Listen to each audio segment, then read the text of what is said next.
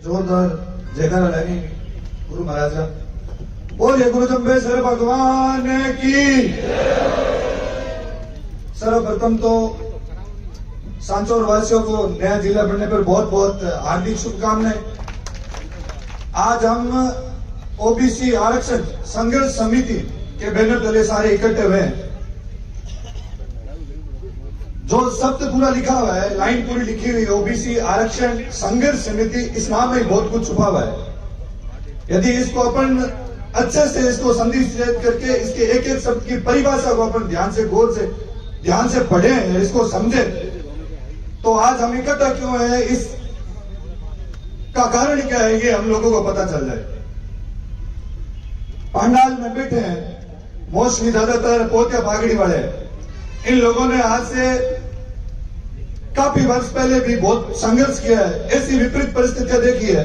ये घोड़े, गाड़ी, मकान ये आज हुए हैं, कुछ साल पहले हुए हैं, पर इन्होंने बहुत सारे विपरीत परिस्थितियों में खाना पानी के लिए भी 50-50 किलोमीटर दूर पैदल जाते थे। खेत में काम करते थे तो भूख लगती थी ना, तो तौलिया पेट की कमर के कस के बांध देता कि भूख की वजह से पेट दर्द नहीं करे।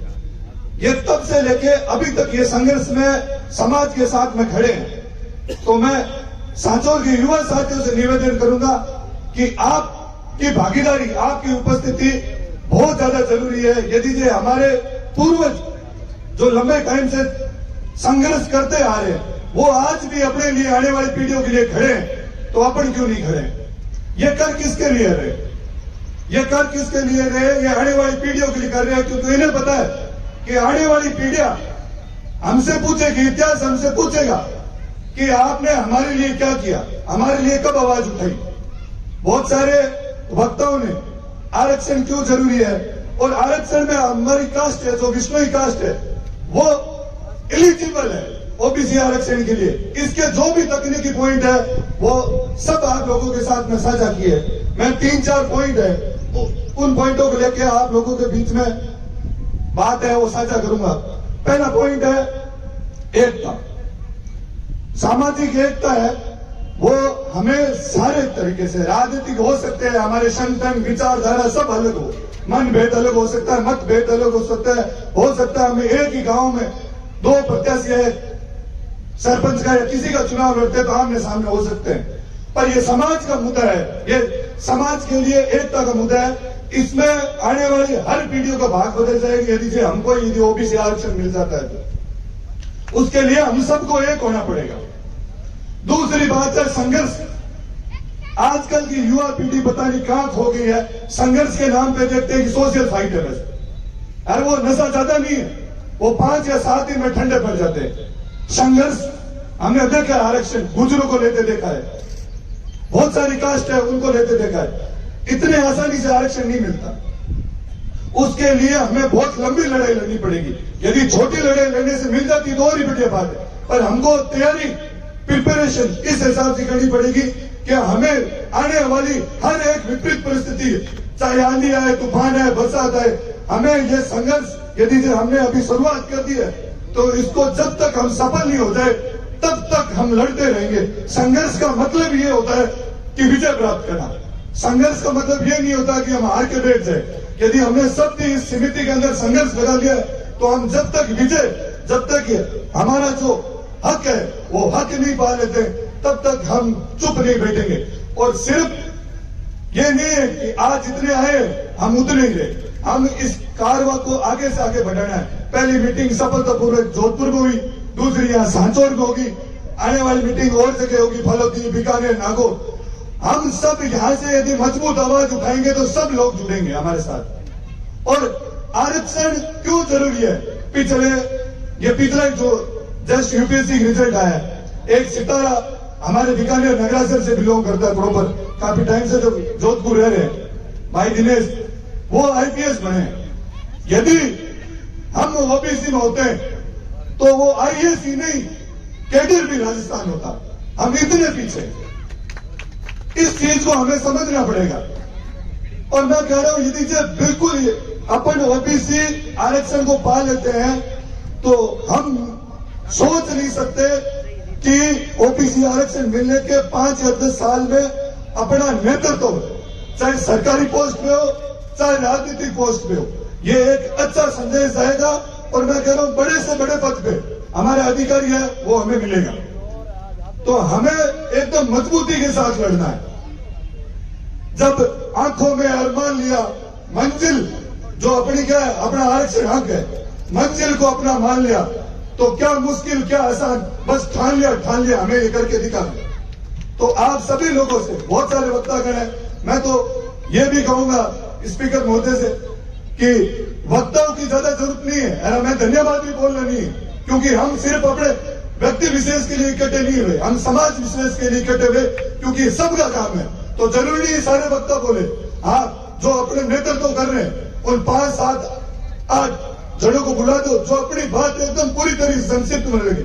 यहाँ कोई नाराज नहीं होगा कि मुझे बोलने नहीं दिया गया या फिर मेरी बात नहीं रखी, कोई नाराज नहीं होगा, क्योंकि ये काम है, समाज का मुद्दा है। तो तकनीकी पॉइंट और अपनी आगे की क्या रूपरेखा होगी वो अपने आसानी से ज्यादा सीखे, ज्यादा समझे, तो हमारे लिए उपयोगी ज्यादा होगी।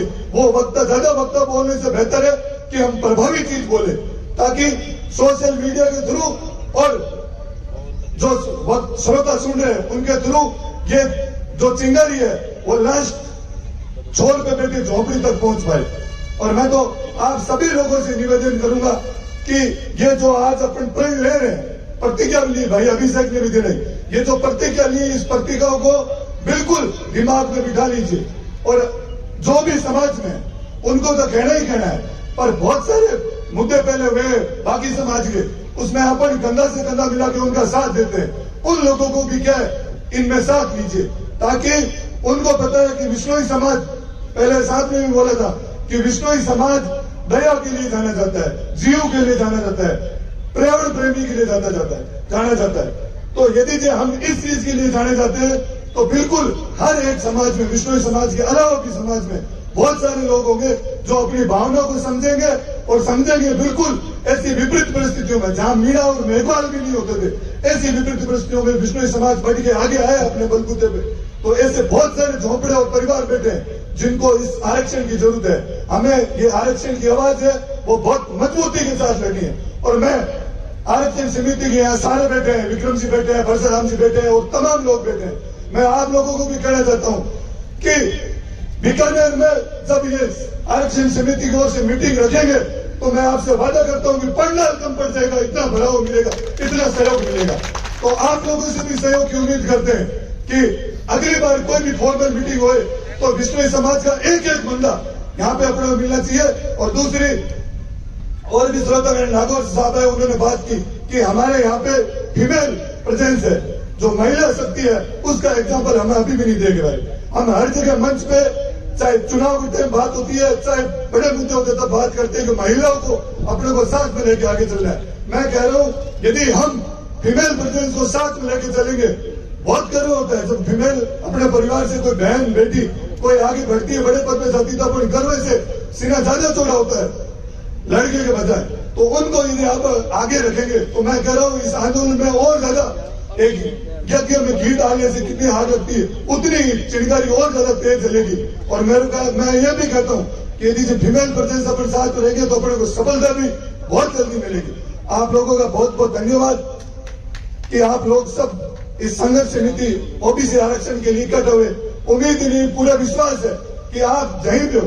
अब बीकानेर जोधपुर में मीटिंग की पहली, तो बहुत सारी मीटिंग में जो प्रेजेंस थी वो लोग आज यहाँ सांचौर मीटिंग में तो सब आए। अगली बार कहीं पे जहां पे मीटिंग फिक्स करें तो आप ऐसे दिन ही मीटिंग की जाती है जिस दिन डे ऑफ होता है, चाहे गवर्नमेंट हो कैसे, जैसे आज संडे ऑफ है। तो आप लोगों से ध्यान रहेगा कि अगली बार कहीं पे मीटिंग हो तो आप सब लोग भी वहां पे क्या है अपनी उपस्थिति दर्ज करें, क्योंकि जितनी ज्यादा उपस्थिति दर्ज होगी उतना ही ज्यादा आत्मविश्वास बढ़ेगा, उतनी ज्यादा ऊर्जा आएगी और उतने ज्यादा मेहनत से काम करेंगे और अपने को सफलता बहुत जल्दी मिलेगी। बहुत बहुत धन्यवाद आप।